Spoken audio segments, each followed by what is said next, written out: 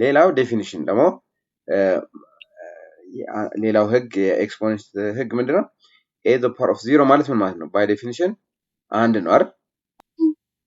any number the power of 0 is 1 እሺ ስለዚህ what is 4 the power of 0? 1 what is negative 11 the power of 0? 1 22 over 55 the power of 0?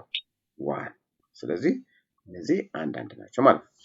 እሺ ሌላው ህግ ደግሞ a the power of negative m ማለት ምን ማለት ነው? 1 over a the power of m ማለት ነው። ስለዚህ ይሄ ማለት ምን ማለት ነው? ይሄ ማለት I can write this as 1 over to the power of what? 3, right? What is to the power of 3? To the power of 3 ማለት ምን ማለት ነው? 2 ሲባዛ 2 ሲባዛ 2 ስንት ይሆናል? 8 exactly ግልጽ ነው? እሺ 1 over exactly 1 ይሄ ማለት 1 over 10 the power of 2 so 1 over 10 the power of 2 ማለት ምን ማለት ነው? 100 ስለዚህ እንደዚህ ማድረግ ይችላል 1 over 3 the power 3 over 4 the power of 3 አይደለ? ትክክለኛ? እሺ ይሄ ማለት እሺ ሌላ የሂሳብ ላይ ደግሞ ምን እንትን አለ መሰለሽ 1 over a over b ማለት ምን ማለት ነው? b over a ማለት ነው አይደል?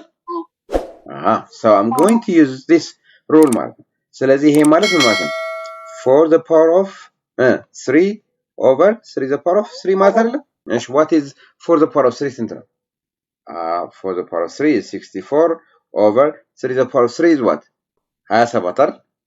ይሄ ማለት 1 over 2 the power of what? 5 excellent ስለዚህ ይሄ ማለት ምን ማለት ነው? exactly 2 over 1 ማለት ያው 2 ማለት ነው to the power of 5 አይሆንም? to the power of 5 ማለት ምን ማለት ነው? አይደለም አትሳሳቺ to the power of 5 ማለት 2 ሲባዛ 2 ሲባዛ 2 times 2 times 2 times 2 ማለት ነው 25 የሚሆነው 5 the power of 2 ቢሆን ነው። ስለዚህ ይሄ ስንት ይሆናል? 32 ይሆናል።